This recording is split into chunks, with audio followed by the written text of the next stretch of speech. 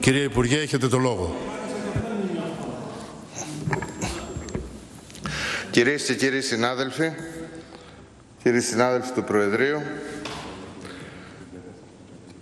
το νομοσχέδιο αυτό είναι ένα πρώτο ανάγχωμα αποσόβεσης δραματικών συνεπειών που δημιούργησαν οι μνημονιακές πολιτικές αυτά τα χρόνια και ταυτόχρονα είναι ένα πρώτο βήμα στήριξης και θα πρέπει να ακολουθήσουν πολλά άλλα βήματα και μάλιστα μέσα σε αυτό το χρόνο για να μπορέσουμε να δούμε να αλλάζει σελίδα, να γυρνάμε τη σελίδα και για την ίδια την κοινωνία μας και να ξεφύγουμε από τη μέγενη της ανθρωπιστικής κρίσης. Σαν τέτοιο πρέπει να κριθεί και να κριθεί μέσα στις δυνατότητες οι οποίες υπάρχουν αυτή τη στιγμή για τη χώρα και λυπάμαι πάρα πολύ αν στελέχη της προηγούμενης συγκυβέρνησης αντί να στέλνουν τα δικά τους μηνύματα για να σταματήσει από εταίρους δανειστές και συμβαλόμενους η πίεση στη χώρα μας, η άμεση πίεση στη χώρα μας, έτσι ώστε να υπάρξει αυτός ο σφιχτός εναγκαλισμός για να δημιουργηθεί ένα περιβάλλον ασφυξίας, αντί να ασχολούνται έστω τυπικά με αυτό το καθήκον που θα έπρεπε να είχαν, διότι συλλειτουργήσαν μαζί με αγαστή σύμπνοια επί χρόνια, σήμερα έρχονται και ζητάν σε χρόνο μερικών ημερών που έχουμε αναλάβει ως κυβέρνηση τα ρέστα, γιατί με τον δεδομένο προϋπολογισμό, με τους δεδομένους κωδικούς που έχουν συγκεκριμένα ποσά μέσα, καλούμαστε εμείς να εφαρμόσουμε ένα πρόγραμμα στο οποίο δεσμευτήκαμε στον ελληνικό λαό και το οποίο θα το εφαρμόσουμε με βηματισμό πιο σιγανό από αυτόν που θέλαμε εμείς, με μέτρα λιγότερο ριζοσπαστικά από αυτά που θέλαμε εμείς, αλλά που ξεκινάμε να το εφαρμόζουμε τώρα. Αυτή είναι η πραγματικότητα και τη γνωρίζετε. Απευθυνθείτε εκεί που δεν δίνουν στη χώρα ούτε αυτά που χρωστάνε η Ευρωπαϊκή Κεντρική Τράπεζα και οι άλλες τράπεζες από το προηγούμενο κούρεμα που κάνανε στο χρέος, δηλαδή υπεσχημένα χρήματα της χώρας. Απευθυνθείτε εκεί που δεν δίνουν τη δυνατότητα για νέα σειρά ομολόγων και για τη δυνατότητα η χώρα να υπερβεί κατά νόμο και να έχει τη δυνατότητα για νέα σειρά ομολόγων, ή που εξαιρέσανε τη χώρα μας, ελπίζουμε μέχρι τις επόμενες μέρες, από το ότι η Ευρωπαϊκή Κεντρική Τράπεζα έφυγε για πρώτη φορά από τις περιοριστικές πολιτικές και δίνει μια δυνατότητα χρηματοδότησης. Εξαιρέθηκε η χώρα μας. Γιατί? Μας απασχολεί? Απολύτικα μιλάμε εδώ πέρα μέσα? Είμαστε στον αέρα? Δέχεστε απόλυτα ότι τιμωρούν αυτή τη στιγμή τον ελληνικό λαό και την ελληνική κυβέρνηση, ότι προσπαθούν να την τιμωρήσουν. Λοιπόν, εσείς μεν θα μείνετε πιστοί με αυτούς τους κυρίους σε αυτή την τιμωρητική προτεσταντική λογική, εμείς θα μείνουμε πιστοί στο συμβόλαιό μας με το λαό και στη σύμβαση και στη συμφωνία που έγινε με εταίρους δανειστές, και εγκαλούμε όλους και στο εξωτερικό και στο εσωτερικό της χώρας να στηρίξουν τα βήματα αυτής της κυβέρνησης. Κάντε το όλοι, διότι ξέρετε όλοι τα δεδομένα. Ξέρετε όλοι τα δεδομένα. Μην διακόπτετε. Ερχόμαστε στα συγκεκριμένα. Από αυτό το βήμα θέλω να κάνω τον ύμνο για τις δομές αλληλεγγύης που 4 χρόνια πολύ συγκεκριμένες παρατάξεις, κόμματα μέσα εδώ ενθάρρυναν, κινήσαν, κοινωνικές οργανώσεις έξω από εδώ, μέρος των Δήμων και των Περιφερειών, μέρος οργανώσεων εθελοντικών και άλλων οργανώσεων, στήριξαν έναν λαό ο οποίος υπέφερε και θα βρισκόταν στην οδύνη της ανθρωπιστικής καταστροφής με τα στοιχεία που ακούσατε προηγούμενα και όλοι τα έχουμε και όλοι τα γνωρίζουμε, τα 6,3 εκατομμύρια κάτω ή στα όρια της φτώχειας. Πραγματικά χρειάζεται αυτοί όλοι οι άνθρωποι και αυτές οι δομές να τύχουν από τη Βουλή της μεγαλύτερης ενθάρρυνσης. Όταν εδώ μέσα ακουγόντουσαν φωνές από την υπεύθυνη τότε κυβέρνηση απαξίωσης των κοινωνικών ομάδων οι οποίες υπέφεραν και οι οποίες βγαίνανε μαζικά στην ανεργία. Και θέλω να πω και για τους Δήμους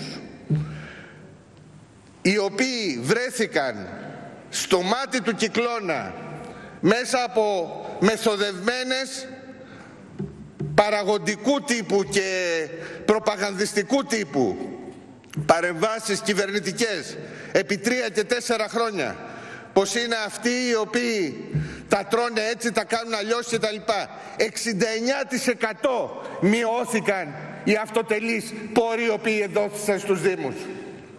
69% θέλετε κι άλλο, κάντε το. Είναι αλήθειες αυτές? Γιατί τους έρνατε και γιατί τους έρνανε στα κανάλια σαν υπόλογους τάχατές μου της κακοδιαχείρισης? Κακοδιαχείριση πολύ μεγάλη σε όλα τα επίπεδα. Από τα κόμματα της προηγούμενης συγκυβέρνησης, και δεν θα μιλήσω παραπάνω επ' αυτού, κρατήστε το αν θέλετε και ζητήστε όποτε θέλετε εξήγηση, για δεκάδες εκατομμύρια μέχρι την τελευταία κοινότητα και δήμο. Βεβαίως. Και ήταν μια κατάσταση. Αλλά αυτοί με την αρχή της εγκύτητας και όλα αυτά που λέτε ήταν δίπλα στον κόσμο. Δίπλα στο πραγματικό καθημερινό πρόβλημα. Δεν κοιμόντουσαν. Και από εδώ τους είχε αποστερηθεί ακόμα και η ελάχιστη αμοιβή των δημοτικών συμβούλων που πηγαίνανε στα συμβούλια. Σταματήστε να χτυπάτε επιτέλους τους κοινωνικούς θεσμούς που οργανώνει την κοινωνία. Έρχομαι σε μερικά πράγματα τα οποία δυστυχώς, το πιστεύω πια, δεν αντιληφθήκατε. Και θα είμαι πάρα πολύ σαφής. Είναι δύο πάρα πολύ σοβαρά ζητήματα που αφορούν το υπόλοιπο νομοσχέδιο. Καταρχήν για τη Γενική Γραμματεία. Θα είναι επικεφαλής ο κύριος Νικολούδης. Έχετε δει την νομοτεχνική βελτίωση.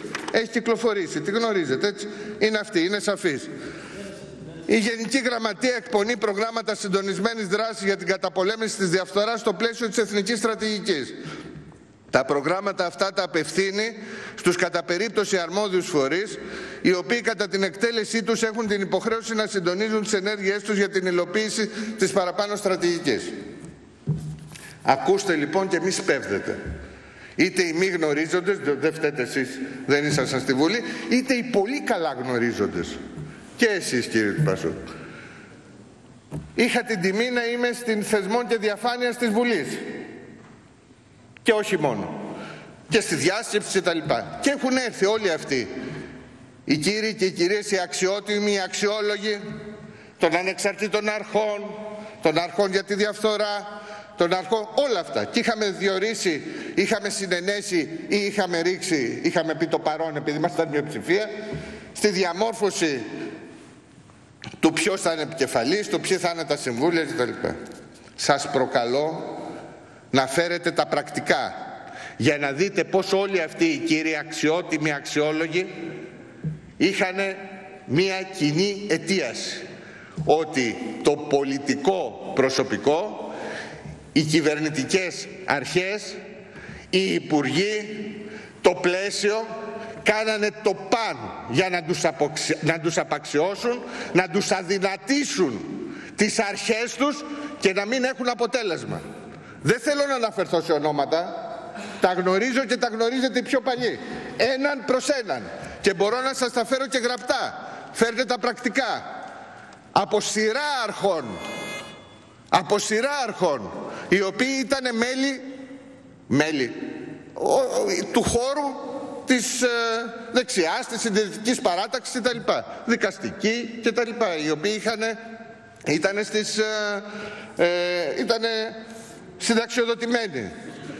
Κοινός παρονομαστής ότι δεν μπορούσαν να κάνουν τη δουλειά τους, δεν τους εδίδοντο ούτε τα μέσα για να κάνουν τη δουλειά τους, ούτε οι προσβάσεις για να κάνουν τη δουλειά τους, και τα συμπεράσματα που φέρναν τις εκθέσεις απάνω είναι στιβαγμένες.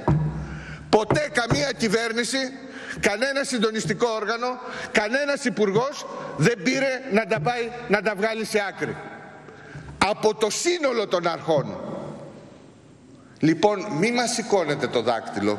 Όταν εμείς κάνουμε αυτή την παρέμβαση, την κάνουμε μέσα από τη σοφία, την εμπειρία που είχαμε όλοι μαζί, ότι πρέπει να υπάρχει ένας συντονισμός και μια πολιτική βούληση, όχι επί των αποτελεσμάτων και των συμπερασμάτων των αρχών, αλλά επί του αποτελέσματος και επί του βάθους που θα πάνε οι έρευνες και η βοήθεια που θα πρέπει να υπάρχει σε αυτές τις αρχές. Δεν είναι απλό θέμα. Κάνω μια αρχή. Φέρτε. Έτσι. Φέρτε τον κύριο Σούρλα εδώ. Φέρτε τον κύριο Ρακιτζή εδώ. Μπορώ να συνεχίσω επί ώρα, σας προκαλώ. Δεν είναι έτσι τα πράγματα λοιπόν. Όχι βέβαια. Σας παρακαλώ, σας διάβασα την νομοτεχνική βελτίωση. Θα υπάρχει μία αρχή, γενική γραμματεία, για τη διαφθορά που με συγκεκριμένους στόχους και με όλα τα συγκεκριμένα τα οποία η χρηστή διοίκηση που ακούσαμε προηγούμενα βάζει ως στοχοθεσία για την αποτελεσματικότητα, χωρίς παρέμβαση επί της δικαστικής υφής των δεδομένων, θα συντονίζει και θα καθιστά αποτελεσματικές αυτές τις αρχές. Δεν ντρεπόμαστε το ότι έχουμε φάει του κόσμου τα πρόστιμα από την Ευρωπαϊκή Ένωση, δηλαδή εκεί που μας καλούν να πληρώνουμε τα απίστευτα για το χρέος, την ίδια ώρα μας ρίχνουν και προστήματα επί υποσχέσεων και επί της διαφθοράς της απίστευτης που υπήρξε στη χώρα αυτά τα χρόνια, μέσα στην κρίση. Φοβερή διαπλοκή και διαφθορά, η οποία έχει σημειωθεί και της οποίας έχουμε όλα τα δεδομένα και τα οποία τα βρίσκουμε και κάθε μέρα. Πάρτε αυτό το μήνυμα και σταματήστε να εφευρίσκετε ότι τα χατέλ μου θέλουμε ένα κομματικό έλεγχο κτλ. Και έρχομαι στο δεύτερο θέμα, περί του κομματικού κράτους, το οποίο στείνουμε. Είναι το ανέκδοτο της περίοδου. Έτσι. Είναι το ανέκδοτο της περίοδου. Η κυβέρνηση λοιπόν ΣΥΡΙΖΑ ΑΝΕΛ με κορμό την αριστερά και διακυβέρνηση της αριστεράς κτλ. Τι κάνει? Πρώτο της έργο ποιο ήτανε? Οι 7 γραμματείς των αποκεντρωμένων διοικήσεων, που είναι πολιτικά πρόσωπα συγκεκριμένα, υπέβαλαν τις παραιτήσεις τους και βάλαμε κατά νόμο ως αναπληρωτές τους γενικούς διευθυντές.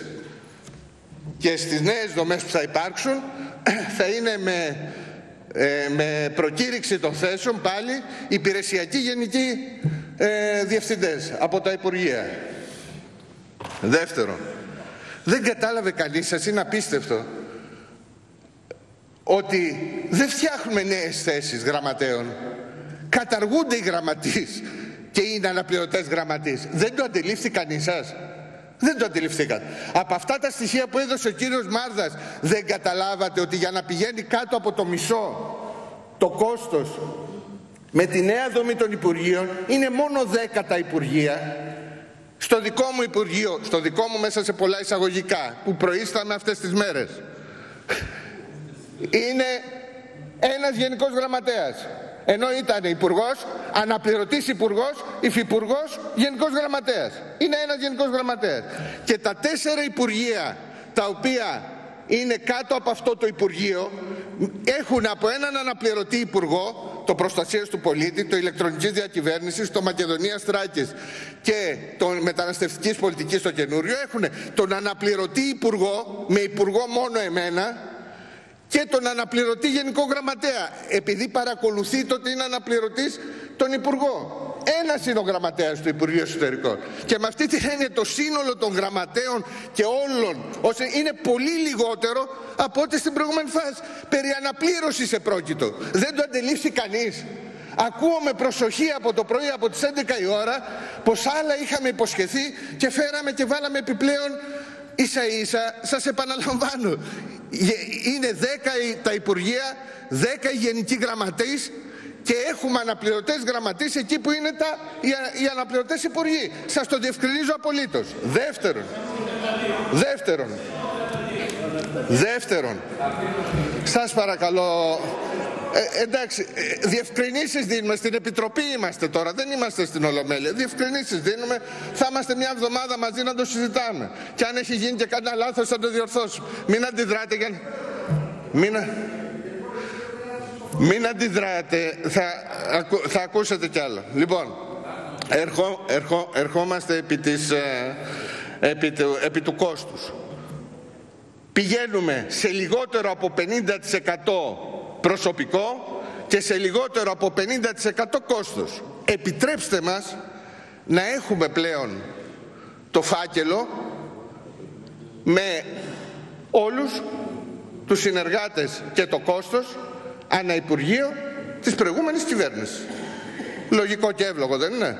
Εμείς θα είμαστε στα μισά πρόσωπα και λιγότερο, στα μισά λεφτά και λιγότερο. Σας κάνει, θα το ψηφίσετε? Ναι, δηλαδή δεν καταλαβαίνω. Ακούω από τις 11 η ώρα το πρωί ότι στείλει το κομματικό της κράτος η αριστερά. Είναι απίστευτο. Δείτε τις κρίσεις, με ξέρετε ότι μιλάω και από καρδιάς και ευθέως μέσα στη Βουλή. Εδώ δεν κάνουμε παιχνίδι. Δείτε τις κρίσεις στο στρατό. Δείτε τις κρίσεις στην αστυνομία. Δείτε, δεν χαλάω τίποτα. Δεν κατάλαβες. Πού είναι το κομματικό κράτος της αριστεράς που στείνεται? Δεν κατάλαβα. Ερώτηση, ένσταση. Γιατί δεν κάνατε OpenGov?